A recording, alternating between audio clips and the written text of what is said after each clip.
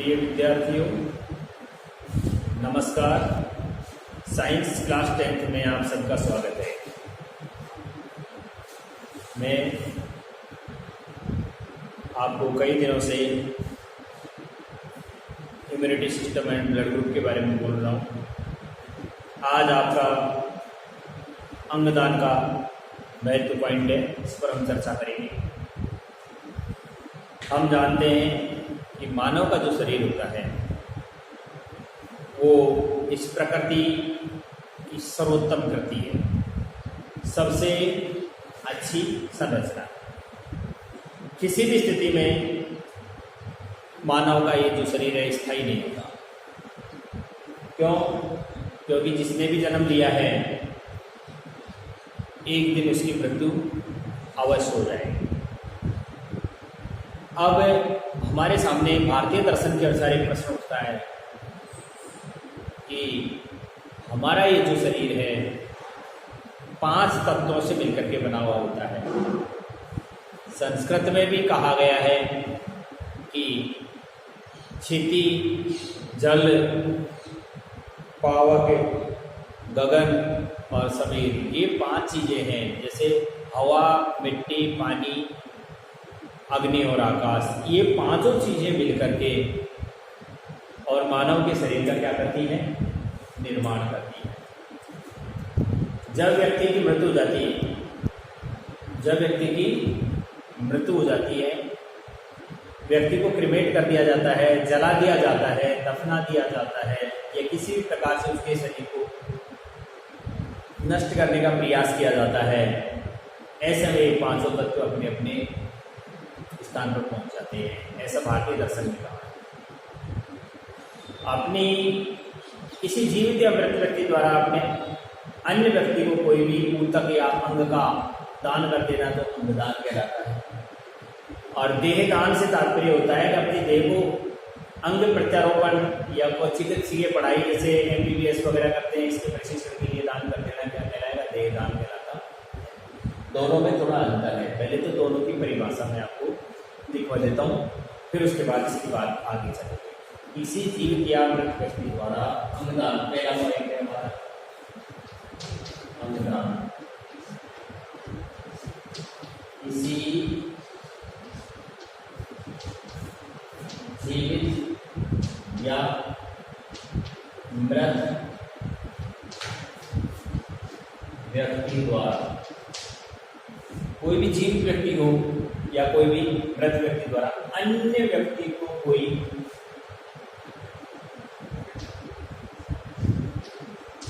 अन्य किसी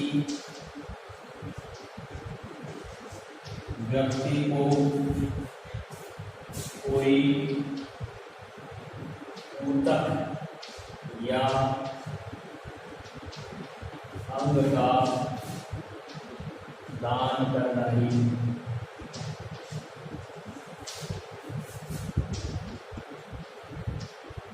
अंगदान कहलाता है। ये तो आपके सामने क्या हो गया है? अंगदान। ऊतक के अंग का दान करना ही क्या कहलाता है? अंगदान करना। और उसके बाद हो गया देह दान।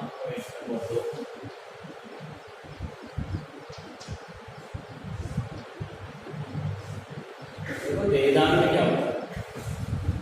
देहदान के अंदर अपनी देह को अंग प्रत्यारोपण करने के लिए अपनी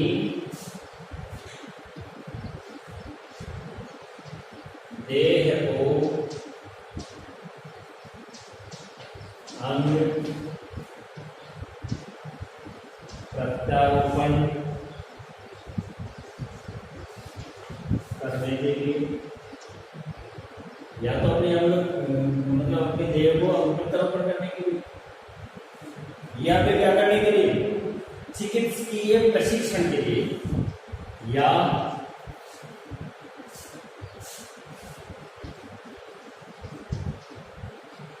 चिकित्सीय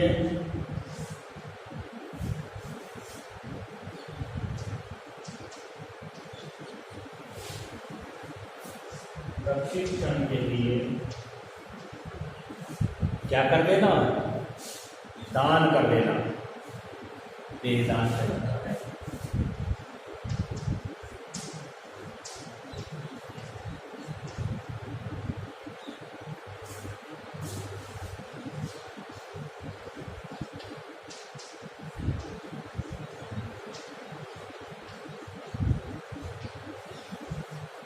दोनों परिभाषाओं को एक बार फिर समझ लें आप।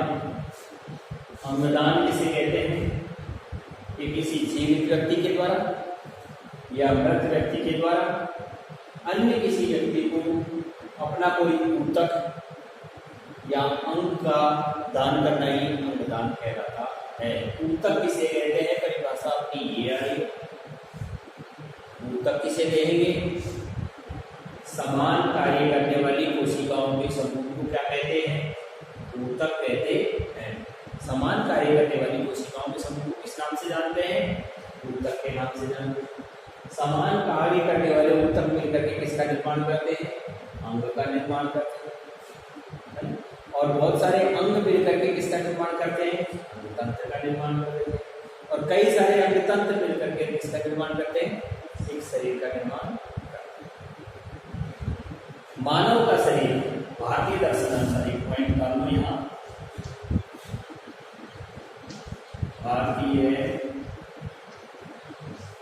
दर्शन के अनुसार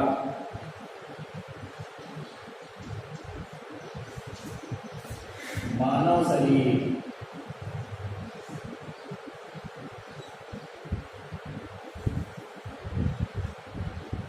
प्रकृति की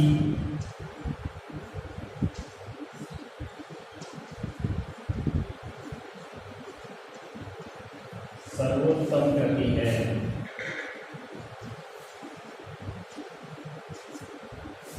भारतीय दर्शन के अनुसार मानव शरीर प्रकृति की सर्वोत्तम क्या है, कृति है, रचना है, जो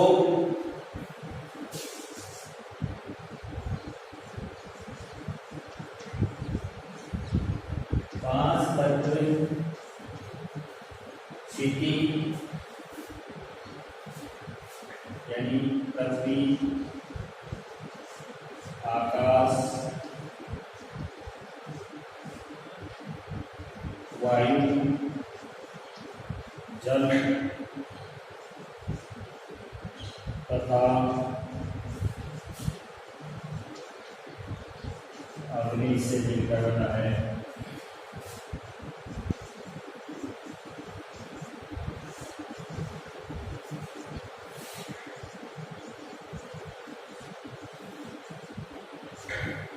इन पांच तत्वों से मिलकर के बना हुआ है, जो भी एक स्थायी संरचना नहीं है कि हमेशा स्थायी रहे। ऐसे में प्रश्न उठता है हमारे सामने कि क्या कोई ऐसा तरीका है जिससे हमारे शरीर का अस्तित्व बहुत लंबे समय तक इस पृथ्वी के धरातल पर बनाया रखा जा सके। कहते भी हैं कि पशु अगर मरता है ना तो मनुष्य के 100 कामों को ठीक कर देता है। जैसे आपने देखा सुना होगा कि मृत पशु होता है, मृत पशु की चमड़ी भेड़ दी जाती है, उस चमड़ी से जूते आदि बनाए जाते हैं, बेल्ट आदि बन जाते हैं। पशु के जो सींग होते हैं वो भी काम में आते हैं। पशु की हड्डियों से चूरा पाउडर बना लिया जाता है जो खाद आदि बनाने के काम में आता है। यानी कहने का तात्पर्य ये है कि मृत पशु होता है, एक पशु मरता है तो उससे 100 काम बन जाते हैं, 100 काम सुधर जाते हैं।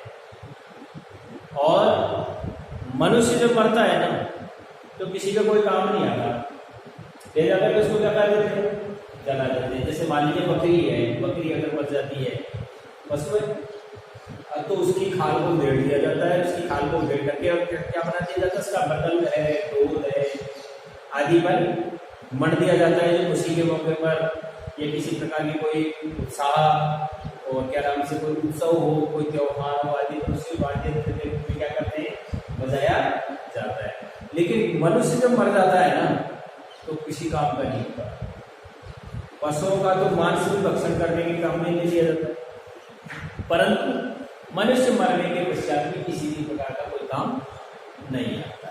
तो यहाँ यही बात है कि पशु मरे तो मनुष्य के 100 काम ठीक हो जाते हैं, 100 कामों को संभाल देता है। परंतु यदि मनुष्य मर जाता है तो किसी भी काम नहीं आता है। तो बहुत जरूरी हो गया कि मनुष्य मृत्यु के पश्चात प्राणी मात्र के काम आ सके, इस तरह का कोई उपाय ढूंढा जाए। ये तभी संभव होगा, कब संभव होगा?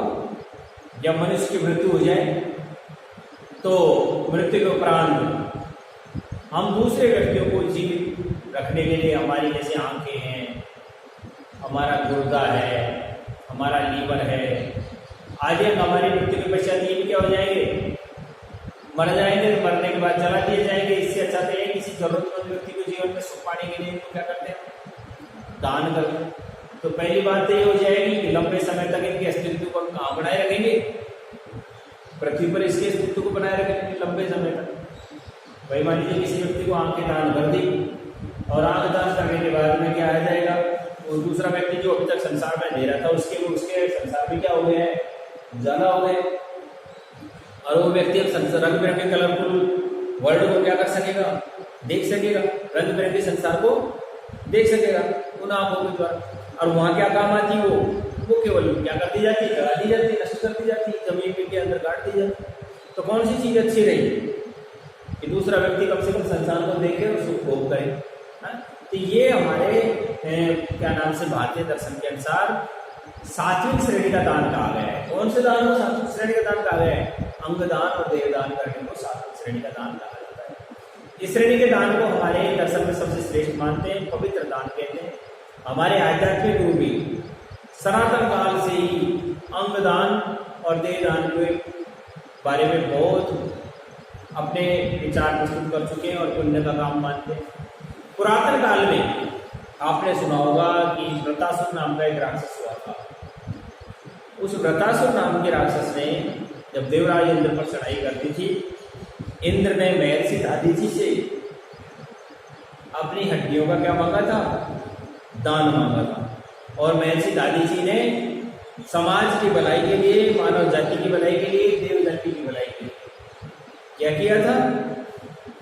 अपने शरीर की हड्डियों का दान कर दिया था। तो आज की प्रथा नहीं है, ये बहुत पुरातन काल से, प्राचीन सनातन काल से चली आ रही है अंगदान करने की और देहदान करने की। अगर मान लीजिए महर्षि दधीची क्या नहीं करते? महर्षि दधीची अपनी हड्डियों का दान नहीं करते। हड्डियों का दान कब किया जा सकता है? जब व्यक्ति मर जाएगा तभी तो उसमें से हड्डियां निकलेंगी, है ना? तो ये प्रथा प्राचीन काल से चलती आ रही है। तो समाज की भलाई के लिए, मानव जाति की भलाई के लिए अपनी हड्डियों तक का दान कर देती। किसने? महर्षि दादीजी। भारत में हर वर्ष करीब 2 लाख गुर्दे दान करने की जरूरत है। हर साल कितने लोगों के गुर्दे खराब हो जाते हैं? लगभग 2 लाख लोगों के गुर्दे की आवश्यकता है। लेकिन होता क्या है पता है? मौजूदा समय में प्रतिवर्ष 7,000 से 8,000 गुर्दे मिल पाते हैं। 2 लाख में से 7 से 8,000 काट दो, 1 लाख लगभग 92-93,000 व्यक्तियों को गुर्दे खराब हो जाने के कारण मरना ही पड़ता है। इतने व्यक्तियों को मरना ही। इसी प्रकार करीब 50,000 लोग हर वर्ष हृदय के प्रत्यारोपण की आवश्यकता होती है। 50 लाख मतलब 50,000 लोगों का हर साल हार्ट फेल हो जाता है, हार्ट खराब हो जाता है, हृदय को प्रत्यारोपण करने की जरूरत है। परंतु उपलब्धता कितनी होती है कि वो 10-15 हृदय मिल पाते हैं, 10-15 आदमियों को मिल जाते हैं। वो भी उन लोगों को मिलते हैं। कौन से लोगों को? जो बहुत ज्यादा पैसे वाले होते हैं और एडवांस में बुकिंग करवा देते हैं। 10-15 का ही ट्रांसप्लांट हो पाता है। इसी प्रत्यारोपण के लिए हर वर्ष भारत में करीब लगभग 50,000 लीवरों की जरूरत होती है, परंतु केवल 700-800 व्यक्तियों को ये मौका मिलता है। कमोबेश यही स्थिति और सारे जो शरीर के अंग है ना, उनके साथ हुई है। भारत में हर वर्ष करीब 5 लाख लोग क्यों मर जाते हैं जानते हो? अंगों के खराब हो जाने के कारण लगभग 5 लाख लोग मिल जाते हैं। और समय पर जो व्यक्ति मृत्यु को प्राप्त हो रहे हैं उनके अंग उनको प्रत्यारोपित नहीं किए जा सकते हैं। इसलिए ये सालाना मृत्यु दर भारत में अंग खराब हो जाने की वजह से। अब इसके बाद में अंगदान की भांति जो देहदान वाली बात है, जो मैंने आपको पॉइंट लिखा था कि अपने देह को अंग प्रत्यारोपण करने के लिए या फिर डॉक्टरी प्रशिक्षण MBBS वगैरह ये पढ़ते हैं जो उनके लिए, है ना? तो चिकित्सीय प्रशिक्षण के लिए दान कर देना ये देहदान कहलाता है। और अंगदान और देहदान ये समाज की भलाई के लिए दोनों ही बहुत ही अच्छे होते हैं। कब मनाते हैं अंगदान दिवस? हर साल। मैंने इसके बारे में कल भी लिखवाया था शायद कि हर साल 13 अगस्त के दिन अंगदान दिवस के रूप में मनाया जाता है। और अंगदान और देहदान यानी ये दोनों कानूनी रूप से वैध है। इसका मतलब समझ रहे हो? कानूनी रूप से वैध का मतलब यही है कि सरकार ने भी इनको मान्यता प्रदान कर रखी है, किसी प्रकार से अवैध नहीं माना जाता। भारत में अंगदान और क्या देहदान कानूनी रूप से वैध माने। अब मैं आपको इससे संबंधित कुछ प्रश्न बता रहा हूं, तो लिखेंगे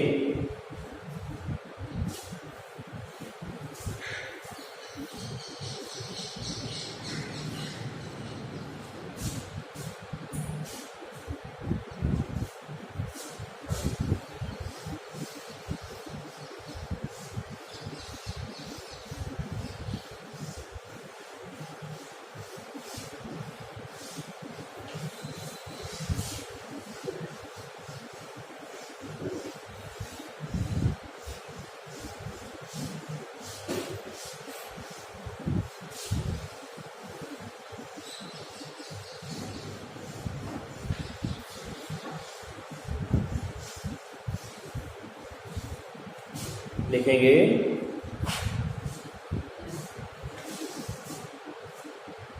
मानव प्रकृति में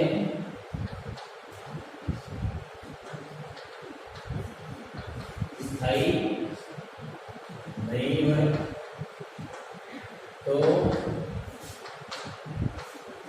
प्रश्न उठता है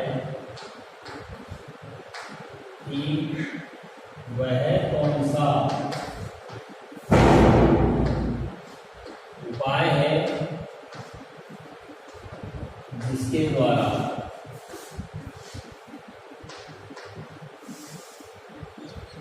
मानव का ये जो अस्तित्व है लंबे समय तक, या हमारे शरीर का अस्तित्व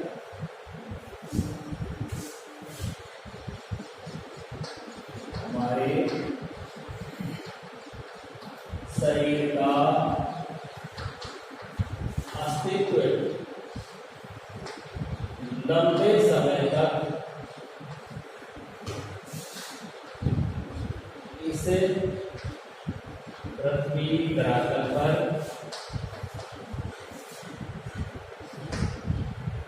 बना रहे। इसके लिए एक ही उपाय है, क्या? अंगदान कर देना या देहदान। लंबे समय तक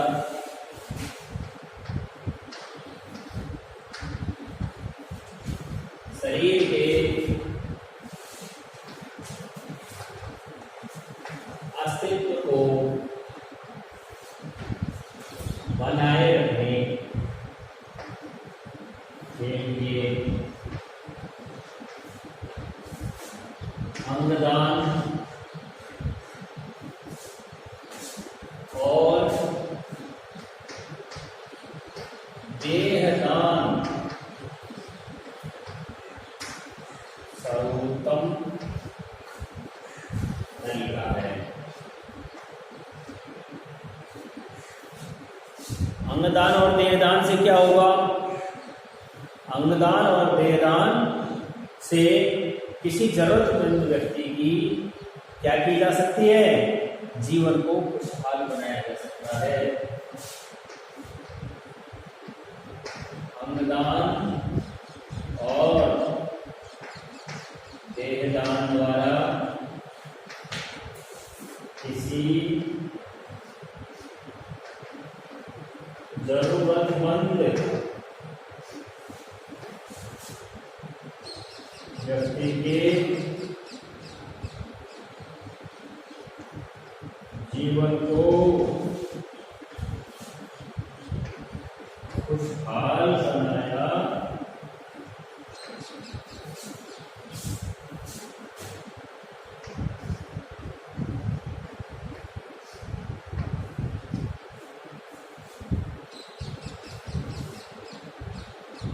अंगदान और देहदान सात्विक श्रेणी का दान है। अंगदान और देहदान कैसी श्रेणी का दान है? सात्विक श्रेणी का दान है। यह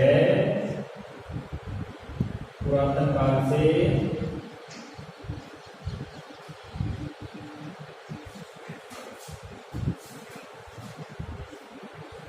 चला आ रहा है। महर्षि हादीज ने भी अपनी हड्डियां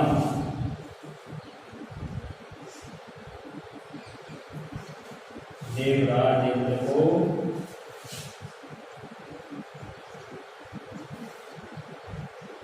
दान में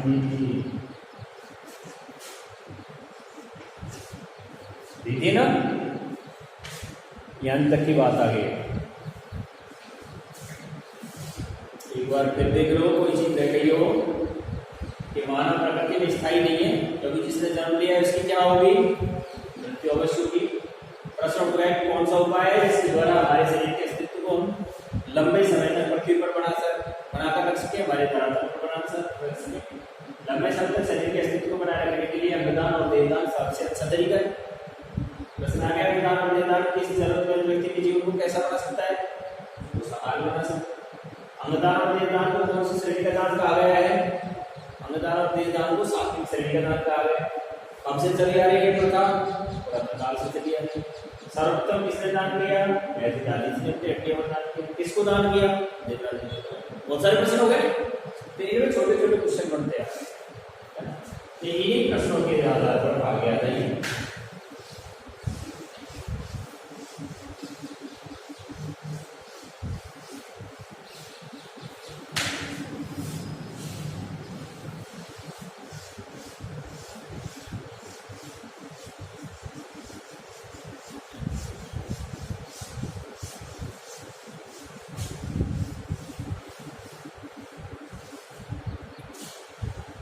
अब आ गया हमारे सामने प्रश्न कि प्रत्येक साल भारत में हर वर्ष करीब पॉइंट बना कर लिखिए। भारत में प्रति वर्ष लगभग कितने की आवश्यकता है? 2 लाख गुर्दे दान करने की आवश्यकता है।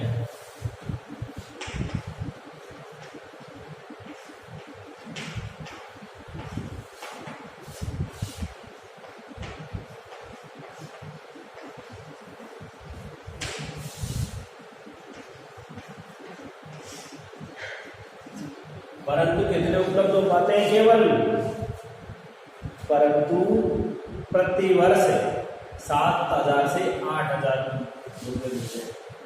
परंतु वर्तमान समय में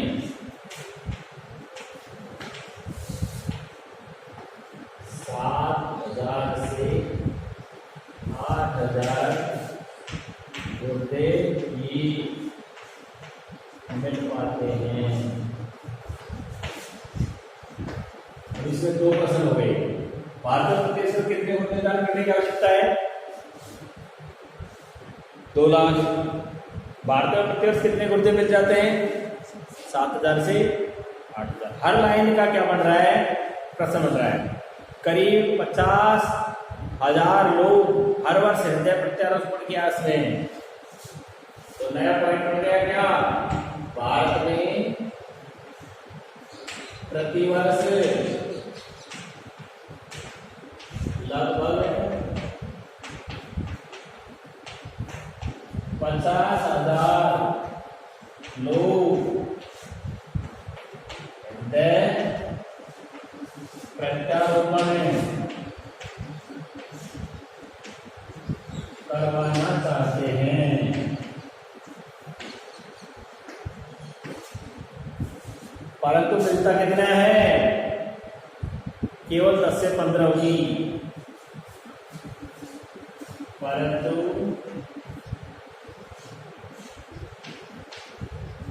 वर्तमान समय में 10-15 हृदय ही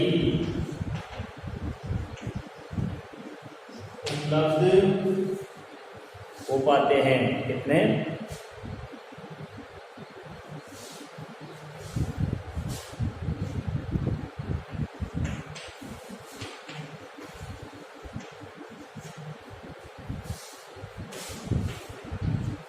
तीसरा पॉइंट दो,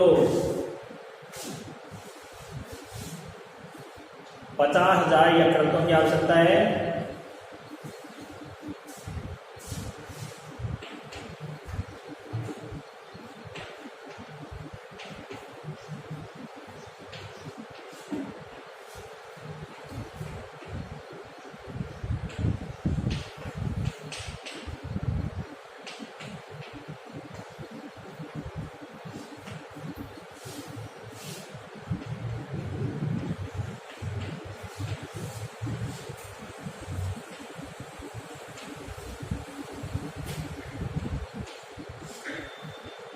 भारत में प्रत्येक साल लगभग 50,000 लोगों को यकृत रोग की आवश्यकता है। परंतु वर्तमान समय में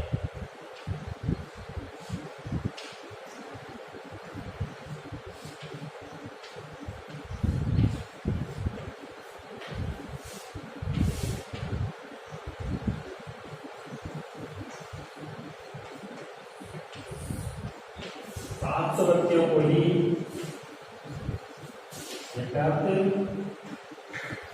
उपलब्ध हो पाता है।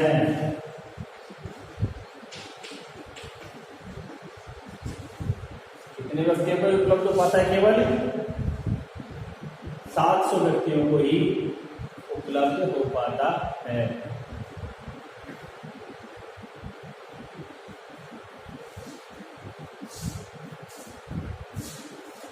भारत में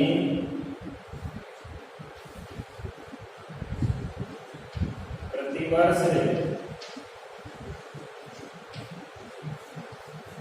लगभग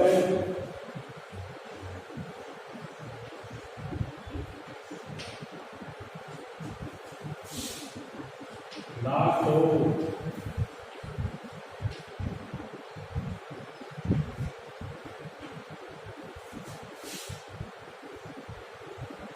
अंग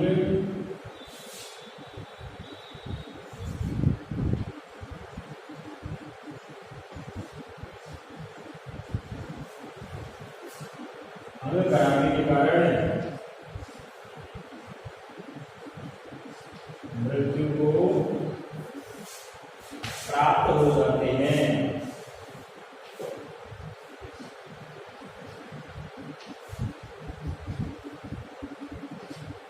ध्यान तक की बात में लोग फिर आगे बढ़ते हैं।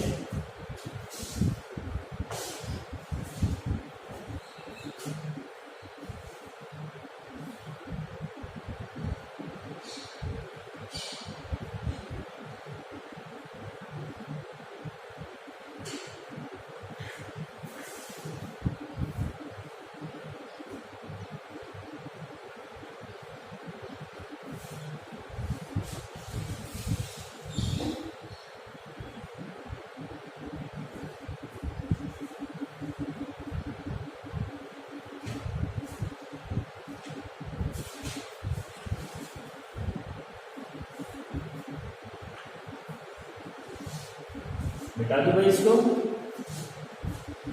अब पॉइंट रहेगा देहदान, अंगदान पूरा हो गया।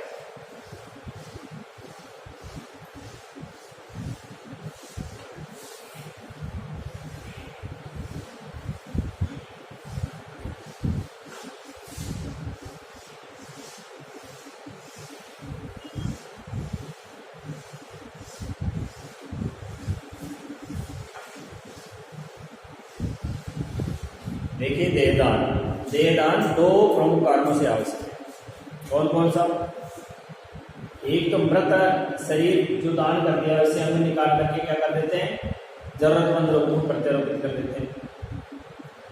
अंगदान प्राय ऐसे व्यक्ति का किया जाता है। अंगदान कैसे व्यक्ति में से करते हैं पता है? ऐसे मृत व्यक्ति से किया जाता है जिसकी ब्रेन डेड मृत्यु हुई हो। ब्रेन डेड का मतलब समझ गए क्या? केवल जिसका मस्तिष्क मर जाए, कोमा में चले जाते हैं ना जिससे व्यक्ति, जिनका मस्तिष्क तो मर जाए परंतु और शरीर के अंग क्या रहे, जीवित रहे, ऐसे व्यक्ति का ही क्या नाम से अंगों को क्या लिया जाता है, दान में लिया जाता है, क्योंकि वो अंग तो जीवित होते हैं और व्यक्ति क्या हो चुका है, मर चुका है। ब्रेन डेड व्यक्ति जो हो जाता है ना, इसकी ब्रेन डेथ हो जाती है, ऐसे व्यक्ति को तो मारने के लिए भी कोर्ट से परमिशन ले देते हैं कि ये व्यक्ति लगातार 3 साल से, ये व्यक्ति लगातार 6 साल से, ये व्यक्ति लगातार 5 साल से, 8 साल से कोमा में है, अर्थात इसे अपनी ज्ञान नहीं है, अपना घर में हो गया नहीं हुआ ना, इस बात का ज्ञान नहीं है कि इस व्यक्ति का क्या किया जाए, इसकी जो शरीर के अंग हैं मृत देह से निकाल करके जरूरतमंद लोगों को प्रत्यारोपित किए जा सकते हैं। इसलिए इस व्यक्ति की दिमागी मृत्यु हो जाने के पश्चात इसके अंगों को क्या लेना चाहते हैं, दूसरे के उपयोग में लेना चाहते हैं, तो हमें इजाजत प्रदान की जाए। तो ऐसे ब्रेन डेथ वाले व्यक्तियों को क्या कर देते हैं, देह दान के लिए उपयुक्त मानते हैं। ऐसे में क्या होता है जानते हो, मृत व्यक्ति का जो दिमाग होता है ना, वो तो पूर्ण रूप से क्या हो जाता है, कार्य करना बंद कर देता है, परंतु शरीर के जो अन्य अंग है ना, वो क्या करते रहते हैं, काम करते रहते हैं। देखा है किसी कोमा वाले व्यक्ति को? कोमा वाले व्यक्ति बिल्कुल निश्चेत अवस्था में पड़ा रहता है, उसको खुद का आभास नहीं होता है, हाथ में मूवमेंट करते लेकिन उसको पता नहीं होता। इसके नाक में से ऊपर के नली लगा देते हैं, भोजन के रूप में कुछ चबा करके खा नहीं सकता। एक ऊपर बड़ा सा प्रेशर वाला पाइप लगा रहता है, उस प्रेशर वाले पाइप में कोई चीज डाल देते और उसको प्रेशर को क्या कर देते हैं, दबा देते, तो नाक में नली से आमाशय में चला जाता है और वहीं उसका क्या होता रहता है, धीरे धीरे पाचन होता रहता है। मलमूत्र के लिए नलियां लगी रहती है, उनमें से अपने आप ही मलमूत्र क्या होता रहता है, बाहर जाता रहता है। व्यक्ति पूरी तरह से मरा हुआ, जीवित मरा हुआ रहता है, जीवित मृत व्यक्ति होता है। अगर वो सामने उसको कोई चीज आ गई, वो उसको देख भी रहा है लेकिन उसके बारे में बता नहीं सकता कुछ, ये कौन है क्या है। उस ऐसे व्यक्तियों को कहते हैं ब्रेन डेड व्यक्ति है। व्यक्ति का पूरी तरह दिमाग काम करना बंद कर देता है, शरीर के अंदर काम करते हैं। ऐसी देह से क्या क्या निकाल देते हैं, वो हार्ट निकाल दिया, यकृत निकाल लिया, गुर्दे निकाल लिए, व्यक्तियों को दूसरे व्यक्तियों को। हालांकि आंकड़े में केवल 1-2 व्यक्ति ऐसे होते हैं गाँव में से जिनकी मृत्यु कैसे होती है, ब्रेन डेथ के हिसाब से। मृत्यु के 6 से 8 घंटे के भीतर ही देहदान और नेत्रदान मृत्यु मेरे। आई बैंक का नाम सुना होगा आपने, पिछले साल वाला जो आपका कोर्स था ना, उसमें नेत्रदान था, यानी मृत्यु व्यक्ति की मृत्यु के बाद में करीब 6 घंटे तक आंखें जिंदी रहती है।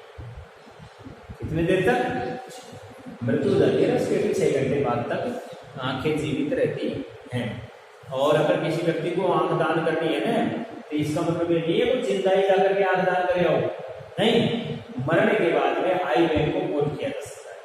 आई बैंक का मतलब समझ रहे हो, आंखों के अस्पताल को फोन किया जा सकता है।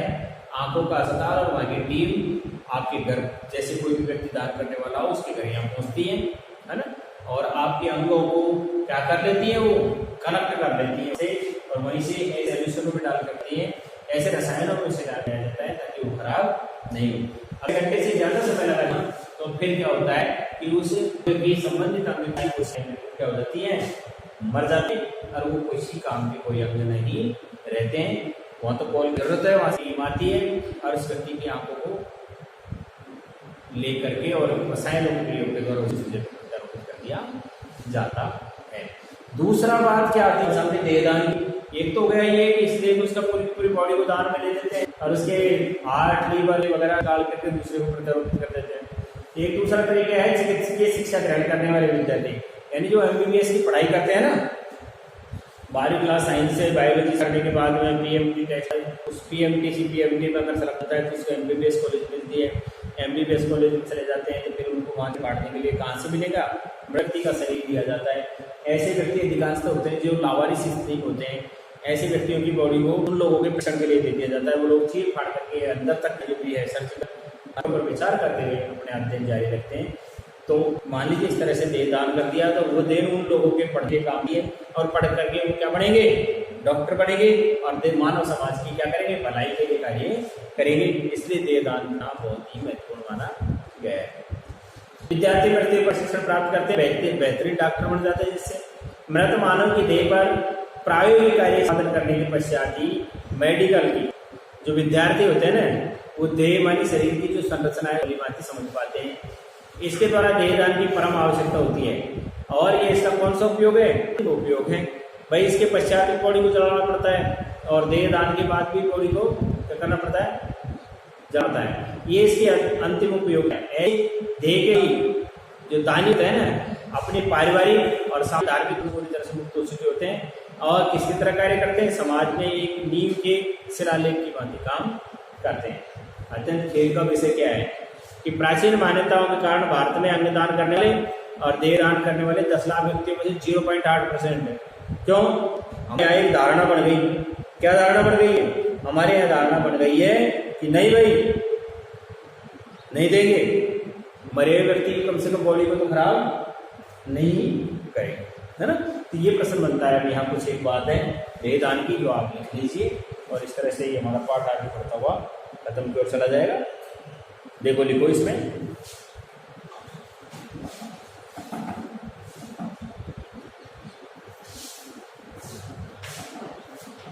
देहदान 2 प्रमुख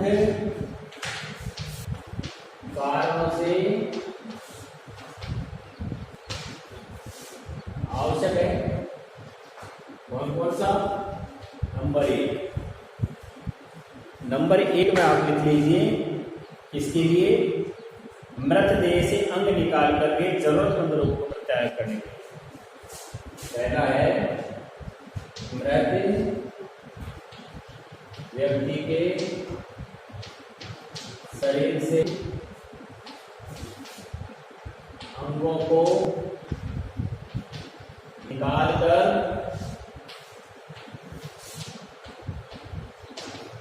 जरूरतमंद व्यक्तियों को प्रत्यारोपित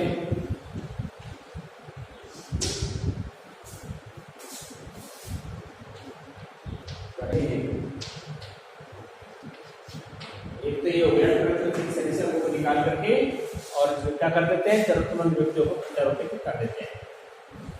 अंगदान का ऐसे नतीजा किया जाता है। अंगदान प्राय दिमागी रूप से मृत व्यक्ति का किया जाता है, क्योंकि उसकी कौन सी चीज मर चुकी होती है, क्योंकि उनकी दिमागी तो मृत्यु होती है, दिमाग को रूप से काम करना बंद कर देता है। क्योंकि ब्रेन डेथ व्यक्ति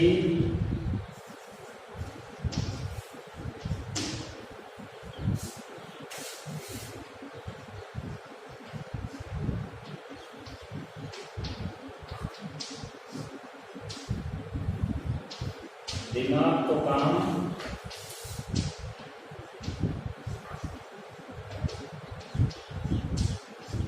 बंद कर देता है, परंतु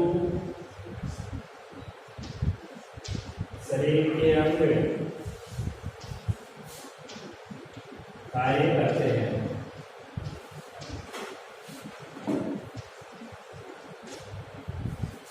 शरीर के अंग क्या करते रहते हैं, इसके काम करते रहते हैं।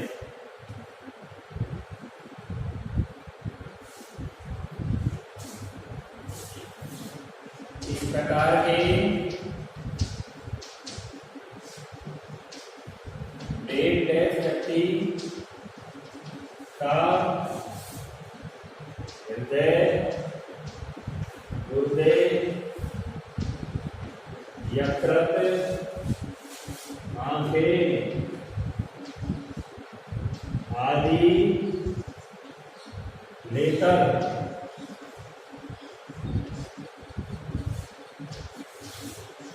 दूसरे व्यक्ति को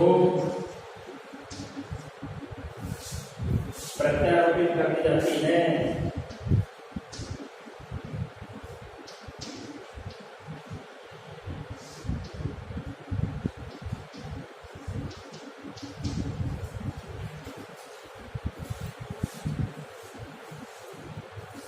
ऐसे में दूसरे व्यक्ति को क्या कर दिया, या कर होते आदि लेकर के प्रत्यारोपित किया।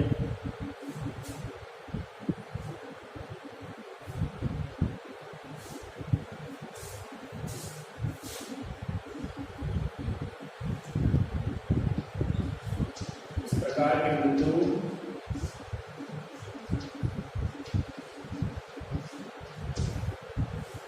एक 1000 व्यक्तियों पर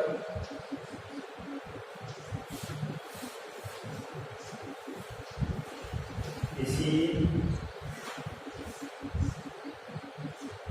एक व्यक्ति की होती है।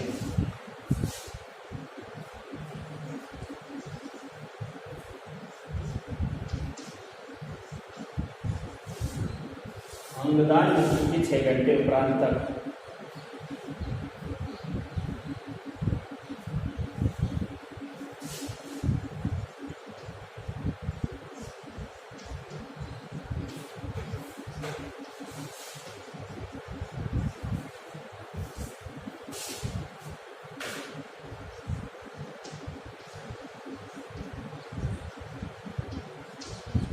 छः घंटे के भीतर में इंतजार करना पड़ता है।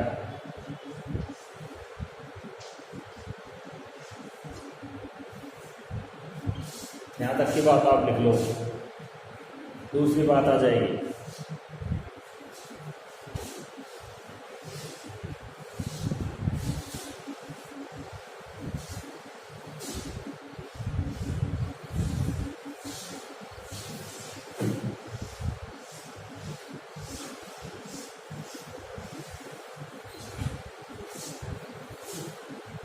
दूसरा पॉइंट है चिकित्सकीय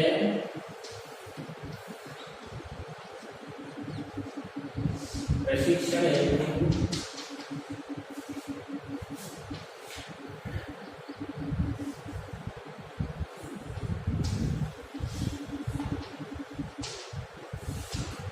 चिकित्सकीय प्रशिक्षण हेतु भी क्या किया जा सकता है।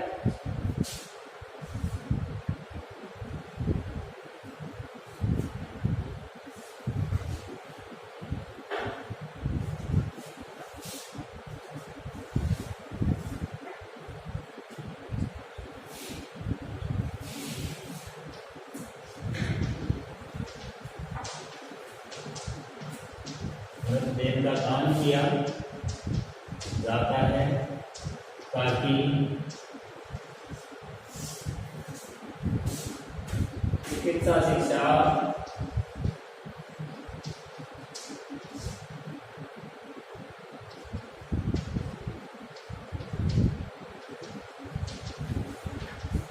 विद्यार्थी बेहतर शिक्षण प्राप्त कर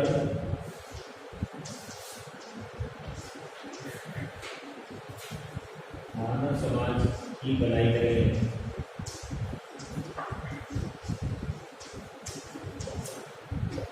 मानव समाज की भलाई के लिए प्रशिक्षण दिया जाता है।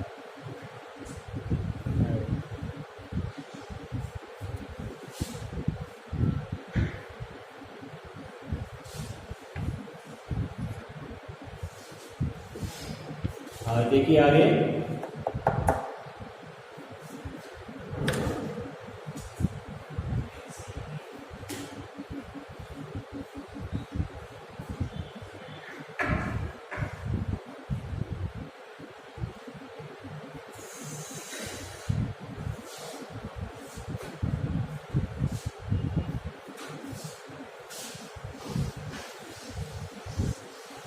मृत्यु के पश्चात दान किया हुआ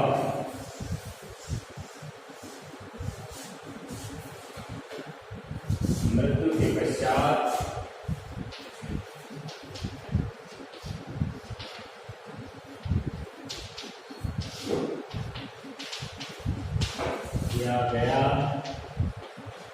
शरीर किसके समान हो जाता है? धार्मिक, सामाजिक बंधनों से मुक्त होकर एक शिलालेख की भांति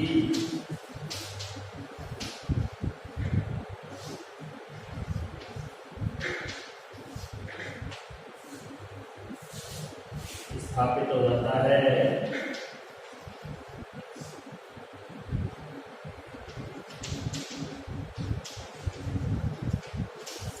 आगे आने वाले समय तक उसे याद किया जाता है। प्राचीन मान्यताओं का भारत में अंगदान करने वाले की संख्या प्रति 10 लाख व्यक्तियों में से 0.8% है। कितनी है? 0.8% है। ये हमारे किसका विषय है? दुख का विषय है। और विदेशों में क्या है? विकसित देशों में लगभग 10 से 30% है। ये अत्यंत खेद का विषय है कि भारत में प्राचीन मान्यताएं हैं, रूढ़िवादियां हैं, कुछ कुरीतियां हैं, कुछ अंधविश्वास हैं। इन अंधविश्वासों के कारण अंगदान करने वालों की जो संख्या है प्रति 10 लाख व्यक्तियों में कितनी है? 0.8% है, जबकि विकसित देशों में 10 से 30% है। ऐसे में बहुत ज़्यादा हमें आवश्यकता है कि हम अंगदान और देहदान के महत्व को समझें और उन लोगों की सुरक्षा करें जिनका जीवन अंगदान और देहदान से खुशहाल बन सकता है। जीवन में इस नेक कार्य के लिए हमें आगे बढ़ करके आना चाहिए। हमारे बहुत से साधु संत, शिक्षक, बुद्धिजीवी समाज में व्याप्ति अंधविश्वास को दूर करने का प्रयास करते हैं। भारत सरकार भी 13 अगस्त को अंगदान दिवस के रूप में मनाती है। बहुत प्रतिष्ठित व्यक्ति और कुलीन व्यक्ति हैं जो अब तक मिसाल कायम कर चुके हैं अपना अंगदान करके। जैसे 90 वर्ष की उम्र में कॉर्निया दान करने वाली लक्ष्मी सहगल, जो नेताजी सुभाष चंद्र बोस के साथ में कभी आज़ादी की लड़ाई में रही थी, उसने अपने कॉर्निया दान करके और 2 लोगों की ज़िंदगी में उजाला लाई थी। साहित्यकार विष्णु प्रभाकर हैं, उनकी इच्छा थी कि मृत्यु के उपरांत उनका दान कर दिया जाए। पश्चिम बंगाल के पूर्व मुख्यमंत्री थे जिसका नाम ज्योति बसु थे, नाना देशमुख आदि की देह दान करके, और शादवी रीतम्बरा ने अपना शरीर दान कर दिया है। महान क्रिकेटर गौतम गंभीर ये भी अपनी बॉडी दान कर चुके हैं। ऐसे मनुष्य सभी मायने में महात्मा माने जाते हैं और क्रांति के एक तरह से ध्वजवाहक होते हैं। अब मैं आपको ये बनने वाले जो प्रश्न हैं कि कौन कर सकता है अंगदान और देहदान, या वो प्रमुख व्यक्ति कौन से समाज के जिन्होंने अब तक अंगदान और देहदान करके और अपना नाम स्वर्ण अक्षरों में लिख दिया, इस बारे में मैं आपको कल बताऊँ। आज के लिए इतना ही पर्याप्त है। कल आपका ये चैप्टर खत्म हो जाएगा।